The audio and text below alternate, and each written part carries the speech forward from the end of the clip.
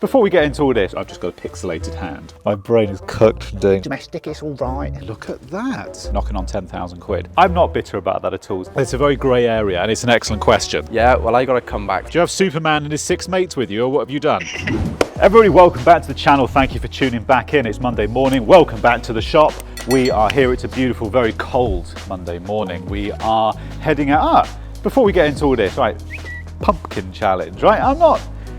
I appreciate I got a grand total of 0 votes. In fact, it was like less than 5, okay? And Jay basically got 99% of the votes. I'm not bitter about that at all. So we're gonna move on, okay? So I'm gonna get in my truck and go to work. I will see you on the next job. Do you like my new orange trousers? Highways is yellow, rail is orange. So I had to get a new set of orange trousers. But anyway, I shall see you at the next job.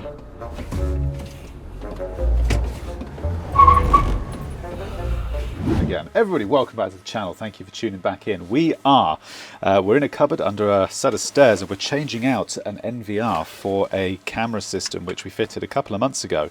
This is a Reolink system, and to be fair, Reolink have been excellent actually trying to get it sorted, and I think it's an NVR issue because the cameras keep dropping out. You can't actually see this now because I've just got a pixelated hand, but there's these cameras here keep dropping out, and if you come back in like 15 minutes they come back on again. And it's not the cameras because we swapped the cameras out, so the only thing that's left really is the NVR. It's not the cabling. We've tested it again and again and again. They've sent us a new NVR free of charge, so we've got it here. So I'm going to swap it out and just see, before I start messing with the cameras outside, I just want to see if that cures it. So right. It's weird because we fitted Reolink at the unit. I had no problems. You plugged it in, plug play, super quick. But for some reason we fitted it here, and it's from the day we fitted it, it's just given issues, and it's just weird. But to be fair, they've been really good at trying to fix the issues. So they've sent us a free NVR and 2 cams actually. Right, here we go. You can't see any of this.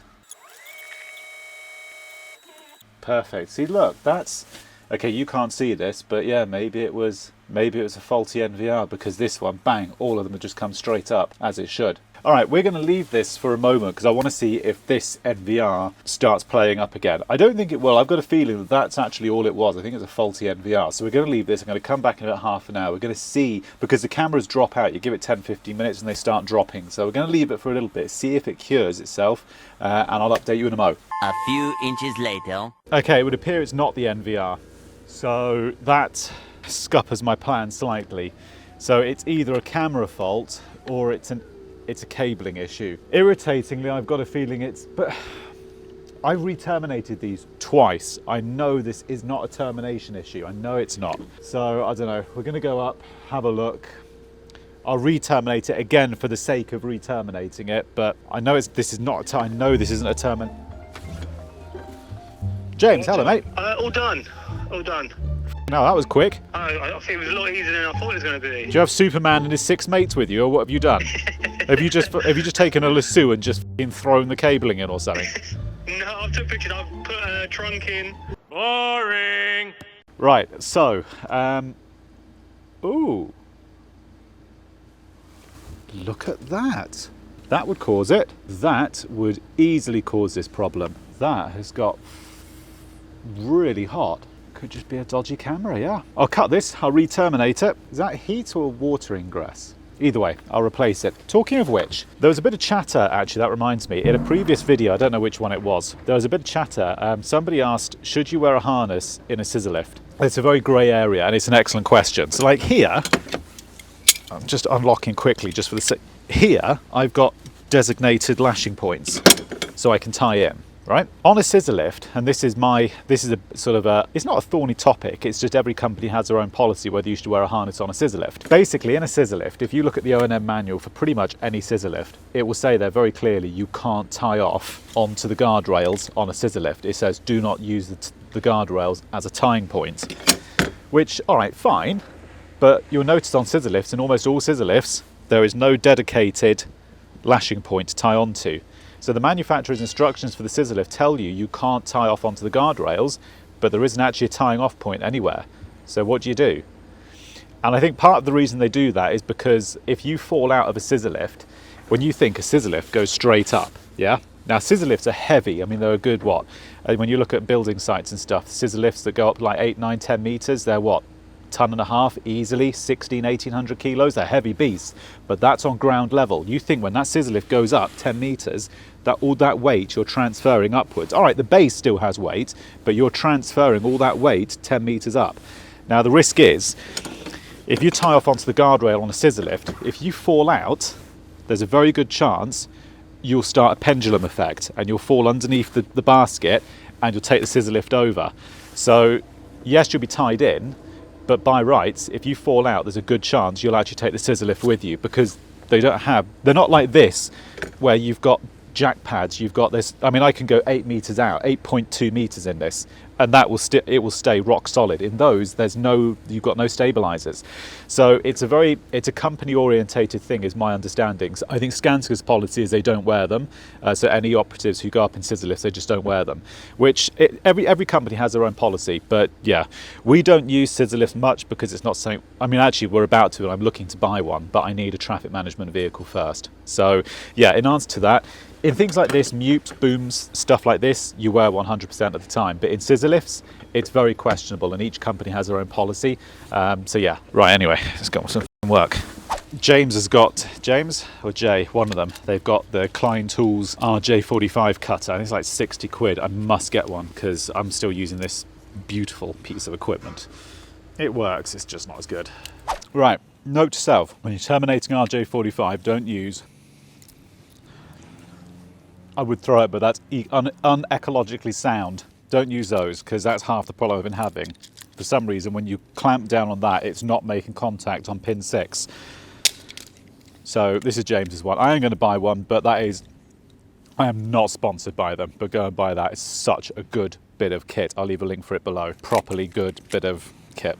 Anyway, next job. We're in a tennis court. It's a lovely tennis court, actually.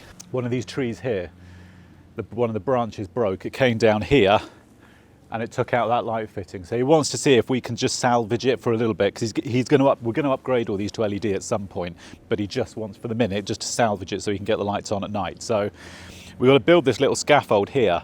It's an all right scaffold, and it's okay for little things like this, but I've got to buy a new one anyway, because I need to get a GRP fiberglass one, but they're about £5,000. To get like a proper like 7-8 meter fiberglass tower, you're talking, I mean, for like an 8 meter one, you're talking knocking on 10,000 quid. They're really expensive. For like a proper all bells and whistles one, which I want. So yeah, for the minute, metal will have to do.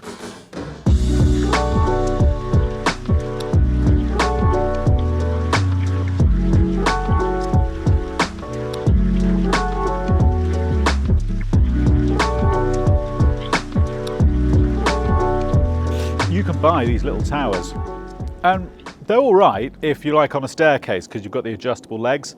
I've got the stabilizers out, and I've got to bring them out. You just bolt them on there, but they don't feel comfortable to work on, you know. I've got to get a GRP one, like I said, but for the minute I'm just using this one just to change this lamp in this unit. They're not this, I'm going to say the word safe, actually. They're not the safest things to. It's brand new, but even with all the legs on and it's all correctly leveled and stuff, it just wobbles. It just doesn't feel safe. So yeah, I was thinking about getting a little scissor lift, actually. Forgot to change all the other lights in here. But I think if I tell Sarah I'm buying a scissor lift, I think she might get angry. So I might leave that for next month or something, you know.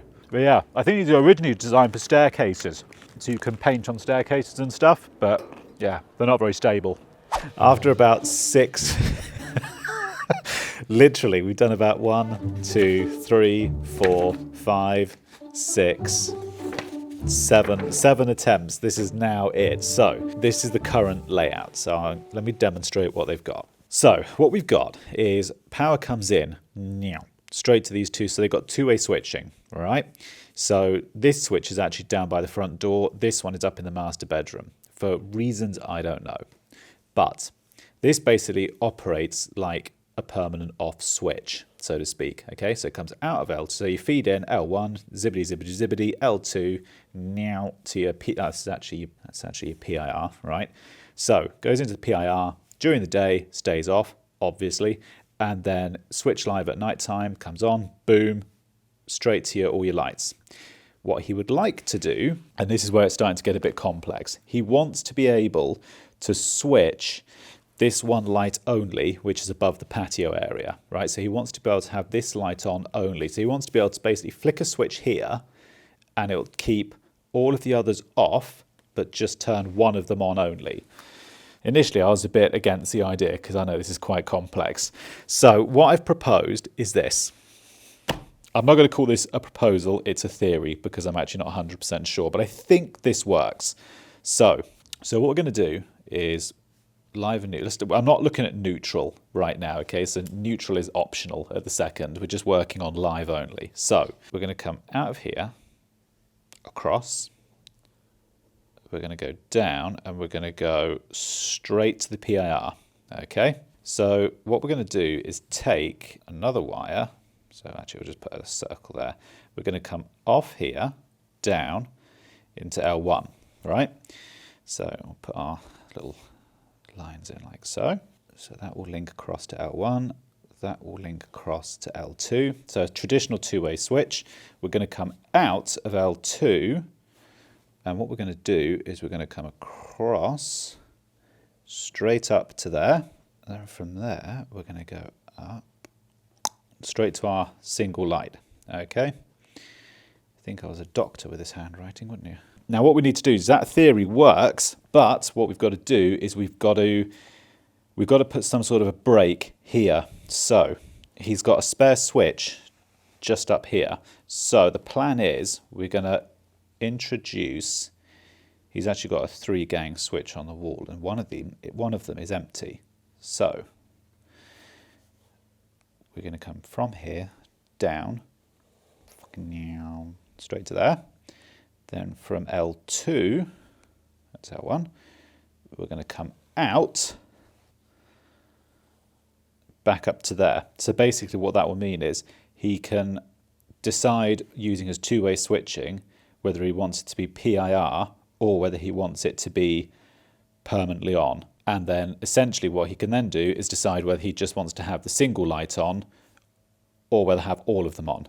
So it could be, even at night time, even that could be quite a handy feature at night time. He could decide, well, actually, rather than having them constantly coming on and off with his people in the garden, if they're sitting down having pims and stuff, he can actually have all of them permanently on, or he can just have the one on. That, in theory, is how it's going to work. I've just got to try and make the wiring here meet that. And I don't know how that's going to work. So I'm going to go up in the loft now and have a little look, and I'll see you in a bit. This box here was one that I put in last summer. Now essentially it's 3:30 and I can't be bothered. So what we've got, my brain is cooked from doing all those, I can't even finish it. What was I saying? My brain's cooked from doing all that drawing. Right, basically what we've got, this is the box which controls all the lights outside. So that goes to one of the floodlights. This one goes to another one. That is the feed in. So we've got a feed in which bops over to this Wago. So you can see you've got a feed in that goes straight to a PIR. That actually already works in our favour. That comes back to the trigger from the PIR, which goes into this Wago here, which goes out to the 2 floodlights, and then your earth, and that was a spare core which we just put a Wago on. I'm not going to attack this today because that's too in-depth. I need a bit more time to get my head around that. So I'm going to come back here tomorrow morning, and that will probably be the next clip that you see.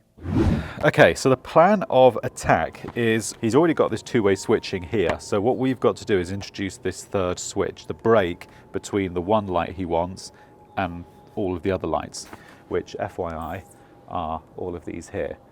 So actually the one he wants switched, see where that little scaffold is? That the sewer scaffold, I call it, suicide scaffold. It's that light fitting by the drain pipe just there.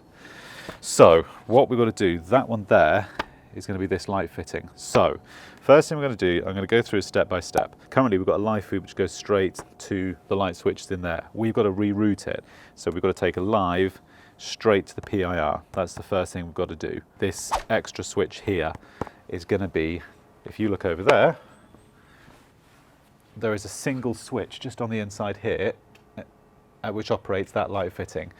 So he's happy to lose that light. He doesn't want it anymore. So we're going to disconnect that light, which will give us an extra switch. which is going to be that one there. All right, so first thing, let me get a live straight to the PIR, so I'll see you up in the loft. We're just talking on paper here, just trying to work out with regards to the sensors. So like if you wanted to have a manual override on a sensor, this is generally how you would do it. So like, let's just say, actually, that's the sensor outside, okay, that's your PIR. So if you had a two-way, if you had a switch on the inside of the house, right, so you've got your feed coming in, and then you've got, this would be like a manual off switch, which is what they've got downstairs. So you just have your L1 or L2, whatever that one is, and then you just have a feed going straight to your sensor, and then from the switch live, that goes out to your lamp or whatever it is, okay, bulkhead or whatever. If you wanted to have a manual override, I mean, essentially what you do is you basically just come off that switch there, that terminal. And that's pretty much all you do. So you just toggle that switch and it kills the permanent live of the sensor, and it just energizes the switch live, so the light permanently comes on. Do you see what I mean? You're just toggling the switch, so you'd have auto or manual. Essentially, that's pretty much, you'd have an auto or manual setting, and that's literally all it is. We were actually talking about this because he's got 3 or 4 sensors on the back of the house, but it doesn't actually, you could have 10 sensors. The theory is exactly the same. Once you energize one of them, you've energized all of them because they're all linked together, so it doesn't actually matter. But I just thought I'd share that if you were thinking of having like a permanent override, that's how you do it.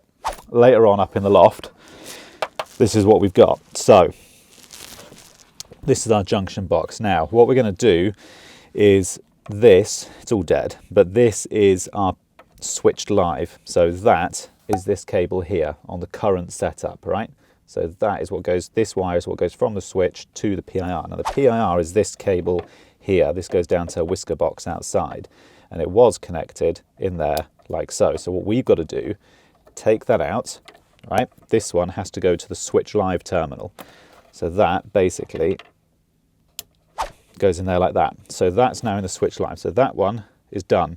Next one we've got to get is permanent live to the PIR. Now we don't have a permanent live in this box, so I've got to go outside on the ladder and see if I can get a permanent live at the whisker box outside. So give me 2 minutes, I'll hop up the ladder and I'll go and have a look. Irritatingly, there's no feed, well, there's no permanent feed at this box, which is bloody irritating, which means we're going to have to get one from somewhere in the loft. I don't actually know where yet. We're going to figure that out as we go along. I actually genuinely don't know. That's bloody irritating. There's no permanent. I've got a switch wire, but I haven't got a permanent live. I'm going to have a look in the loft and see where all these cables come in, see what I can find. Honestly, if Bert and his mates come out now, I got no options. I'm just going to have to fend them off. Yeah, I'll be honest. Like apprentices in college, you know. This is domestic, and this is literally the raw reality of it, you know, when people say, oh, you know, you can do domestic, it's all right. You will not spend your life, contrary to what you might believe, you know, changing sockets on a kitchen worktop. You just won't. This is it. And anybody who tells you any different is a liar, I can assure you. And that's one of the reasons we're getting out of domestic. I'm 35. I've done domestic for a good 15 years now. I'm tired of it, you know, I've had enough. It's time to move on, which is why we're moving into road and rail. I'm just tired of it, you know. But anyway, me moaning is not going to keep the 1.2% of female viewers watching, is it? So I've got to move on. There was a comment actually that, I can't even see the camera guy, that Chloe bird, she left a comment. I'll leave it here. I'm like, yeah, I like you, Chloe. Nice girl. Although if a spider comes along here, you're going to see me not look very masculine, I can assure you. And also confined spaces. If you struggle with confined spaces, this is not the job for you, honestly. Agoraphobia is fear of open spaces. Yeah, there's no fear of that here. So anyway, yeah, the point of me being in this little cutch is because somewhere in here is that switch in the master bedroom. The cables for those have got to come up here. So my plan is, it's probably one of these ones here. It could well be. So what I'm going to do, I'm going to try and find the permanent live up here, tap into it, send that permanent live back down to that junction box, all the way back down there. That's the plan. So which is why I've got this 1 mil. Right, in what can only be described as a moment of brilliance last year, when we were putting these rear lights in, I was going to cut these cables off, and in the end I decided not to, and I forgot we had this box. This wire here is what feeds that one balcony light, the light which is going to go, so that we can get rid of. But it means we've got the core there for it, which is what we want. And we've got another core here, which is actually, it's an unused core, which goes down to that switch, which is perfect because I can now energize that, use that as the permanent live, and take it back over to that Wago box you saw a couple of minutes ago. So that's the plan. All I've got to do is find, without getting too complex on cam, I've got to find this core in that switch downstairs and then basically energize it, make it permanent live, drag a 1mm from here, bop, over to that whisker box. Happy days. Did my 1.2% of female followers follow that? I hope so. Chloe, I hope you're listening. So this switch here is the permanent off on that diagram. I'll leave it on the screen now. So that is the permanent off switch, one of the two-way switches.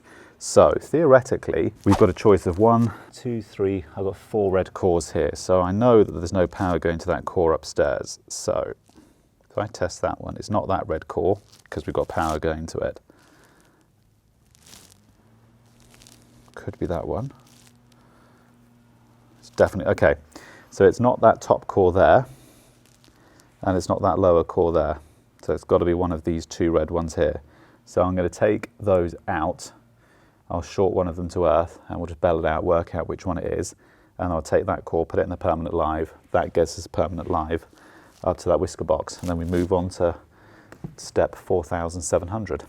All right, so we've found that spare core, which is up in that D box upstairs. We found it here in the back of the switch, moved it over to the permanent live side. So all we've got to do now is go up into the loft and basically connect, because it's sitting in a D box at the moment. We basically got to run a bit of T&E from here to the permanent side of the PIR. So we've got a break here we've got to fill in now. So that's the next thing. I'm going to go up to the loft now and go and attack. Okay, so that is connected in. That goes behind me, past all the big spiders and wasp cones. I'm quite excited. We're going to turn that gym room at the back where Sarah and V used to work. We're turning that into the gym room. I'm quite excited. We'll put, give us your suggestions actually. We're going to turn we're going to have that like rubber flooring, so that will go down. We'll have mirrors, obviously, that's what you do. And yeah, I think we're going to do free weights because I don't like, with me and the camera guy, the camera guy and I should say, we were talking about this, and I think free weights is the way to go. Machines, like with all the weights and stuff on the back, is, I don't know. I don't think you build as quick with that. Not that I want to, but I don't know. It's just, you know, it's good after work. You know, it's just all of us can, because James wants to do it, Jay wants to do it, we all want to. But yeah, give us your feedback. What kit should we put in the gym room? Okay, so this is our new link from that D box back there. So this is the original whisker box. So this is our cable which goes down to all the PIRs on the back of the house. So we've got a permanent live, so that will connect in there like so. The neutrals go in there. Those are all the switch lives which we've dealt with. That's now our permanent live up in this box, and our earths. Happy days. So what we'll do, I'll leave the diagram on the right. The only thing that's left to do now is we've got this this brake switch, which we've got to fit to separate the one light fitting from the other 6 or 7 on the back of the house. So that bit here, that's the last bit that's got to be done. So I'm going to go back down to that switch and try and work it out. I'm going to have a look at the plan and I'll work it out, and I'll be back in a sec. Right, now, little update. So that's actually the permanent live, so that can go. This cable here is the cable which comes from the second switch. Now the second switch is the one which is basically going to be a switch which is going to break the contact to the other 6, 7, 8 lights, however many there are here, okay? So this switch, when Matey Boy downstairs, when Betty Crocker comes in, she's just going to turn the switch and it'll just activate the other lights, or she can turn it off and it'll just have the one light only working. So that's what this is. This is literally just, it's a trigger. There's no power here. It's just a trigger almost, if that makes any sense. So I'm just going to join it with this twin and earth, and we'll send this new bit of cable to the whisker box just on the other side of the loft over there. So you should see a schematic coming up here. So I'm literally working on this bit now, this link between the first light and the other lights. The first light and the switch basically is where I am. So I'm going to join these two together in a D box and head over to the other side of the loft. Okay, so a couple of hours later, I know I said I'd be back in a few seconds, but this is about 4 hours later. So there were a few wiring issues, but the plan is actually correct. So we've had to alter the wiring to make it suit that plan, which is on the screen here now. So You've basically got 4 options. So you've got full manual mode on all the lights. So that is every single light is on manually. So you can just flick it on, bang, every single one comes on and it'll stay on basically for as long as you want it to. Second option is you can just manually have the one light on. So if they're sitting down on the patio and they just want to have Pims or something, Betty Crocker's down there and just wants a crumpet on toast or crumpet, bit of butter and crumpet, just wants one light, happy days. Next options are then the auto mode, so you can have full auto, so all the lights are on auto, or you can just have the one light, the one, what are these called? Floodlights, that's it. You can just have the one floodlight on auto only, so you've got 4 options. Yeah, actually I should say, when I say auto, I mean PIR, so you can have full PIR or just the one floodlight on PIR only. So you've got an option, you've got all 4 options to pick from. So it's the most comprehensive solution, but it is, I think it's the best option. It's the best solution which we've managed to come up with. So yeah, it's dark, it's quite cold, so we're going to get a move on. I will see you back at the unit in a second. Right, we're back at the unit. Now, one thing I did want to mention, last week I was going out to do a highways course, hence all the orange. I was doing a highways course up in Durham for a couple of days, 3 days. When I came back, the camera guy and Jay and James figured it would be funny in their sort of odd humour to have a little joke and a prank. I'll let that footage roll now. Right, so can you guys remember when Tom f***ed about my tools when I was on holiday? James, I'm using your pouch while you're away, and I know this is going to give you sleepless nights, because what I'm going to do is I'm just going to swap those around like that. Maybe I'll swap those around as well, actually.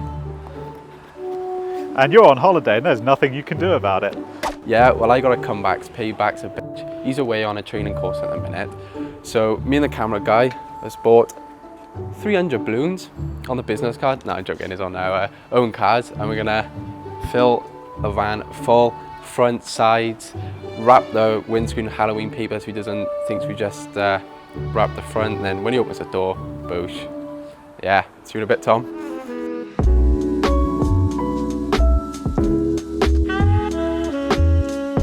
Right, so we filled the back now, and now it's time for the front.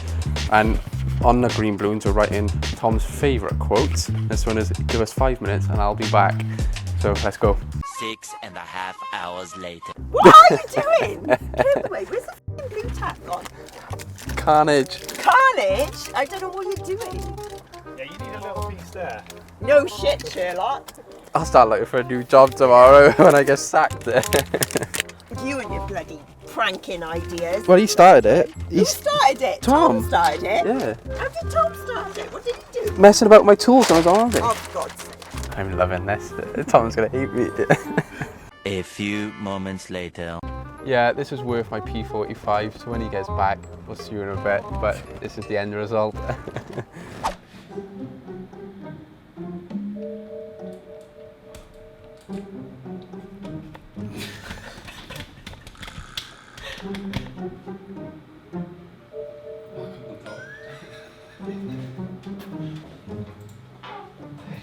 Hi, okay?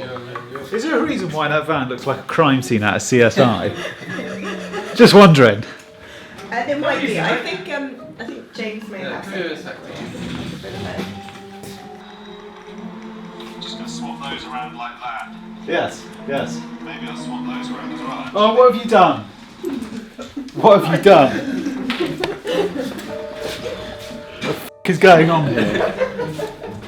I've just done a 5-hour journey back from Durham, so is this like... Jokes like this at 4:45 are not funny. Maybe, do you want to keep it till the morning?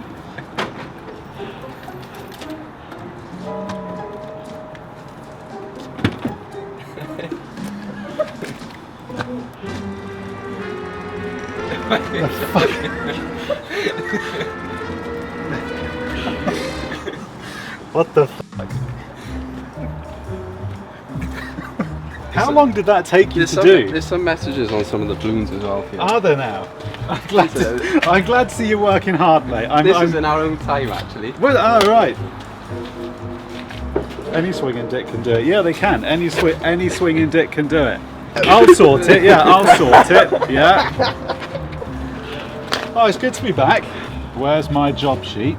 Did you use a compressor or something to blow these up? This must have taken ages. Boobs, yes.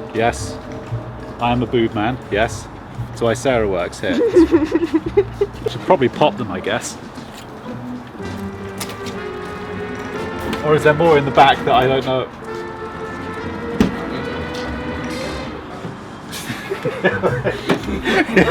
It's swag. Just get a little shot of James. Like, we actually can start popping these. 100% no. I've nicked that off Joe. What a day! Fucking meow! To avoid arguments, yes, Sarah. Right, we need something to pop these then.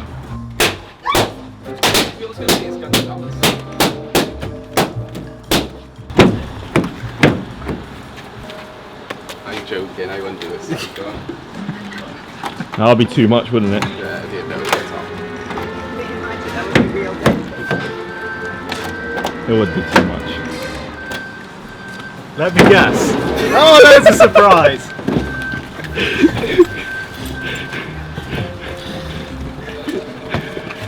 This must have cost you about 50 quid in balloons.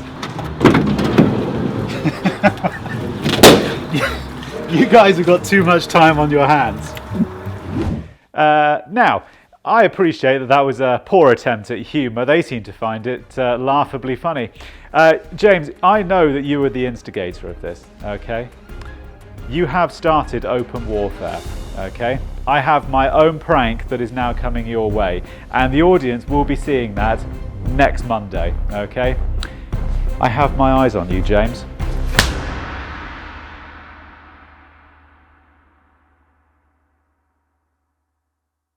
We have connection. You're ready to go. Are you ready now? Can I start? Yes, boss. Yes, boss. Yes, boss. Yes, boss. I'm sorry. A Turkish takeaway. Yes, boss. On garlic sauce. Yes, boss. I've done this so many times, mate. I'm losing. So the two-way switch is for the switch. Oh, sorry, cameraman. Sorry, I was a bit mean, actually. I'm not the fucking electrician here, mate. What's going on? Go f yourself. Who cares what you think? Shut up. So, I should go get a job as a janitor. I can't do this.